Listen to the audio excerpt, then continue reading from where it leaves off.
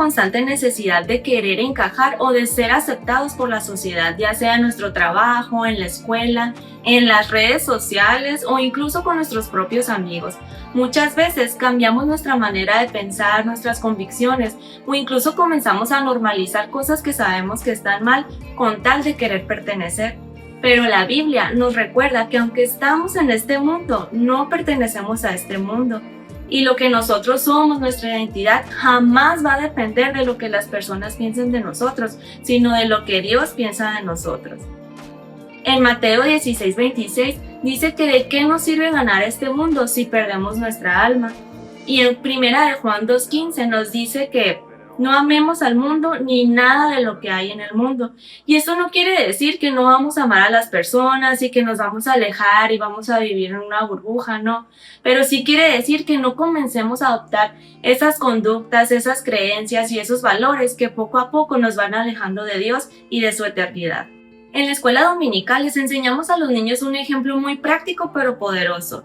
Si colocamos un sapo en una olla con agua a temperatura ambiente y le prendemos fuego a la olla, el sapo no se va a dar cuenta de que el agua se está calentando, sino que se va a ir adaptando a la temperatura del agua.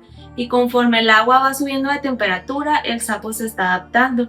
Entonces llega un punto en el que el agua está tan caliente que el sapo muere. El sapo no vio el peligro que estaba en el agua, el sapo murió adaptándose a ese peligro.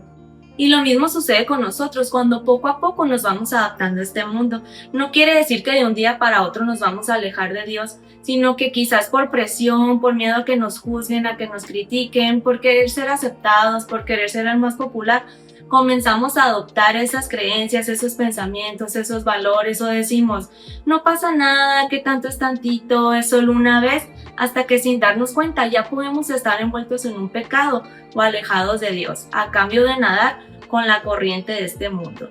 Y nadar con la corriente es muy fácil, es muy sencillo. Es como si nadáramos con la corriente del mar que nos lleva de pechito hasta la orilla. Por eso debemos de mantenernos firmes en nuestras convicciones, aunque eso signifique que vamos a nadar en contracorriente del mundo y no necesariamente va a ser lo más sencillo. Cuando yo estaba en la carrera me encantaba aferrarme a un versículo que está en el Sermón del Monte, que está en Mateo 5:11, se los voy a leer. Bienaventurados sois cuando por mi causa os vituperen y os persigan, y digan toda clase de mal contra vosotros mintiendo.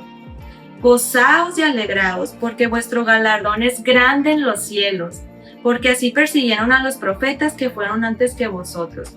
Cuando te sientas presionado o con esa angustia de que no encajas o quieres pertenecer, siempre hazte esta pregunta o este pensamiento.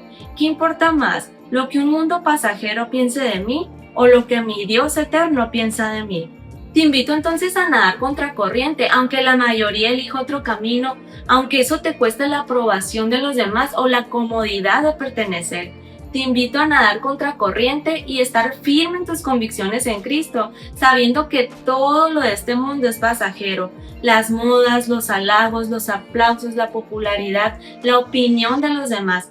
Pero tu relación con Dios permanece. Y al final de cuentas, lo más importante es que tu recompensa nunca la vas a encontrar aquí en la tierra, sino en una eternidad con nuestro Padre Celestial. For those God foreknew, he also predestined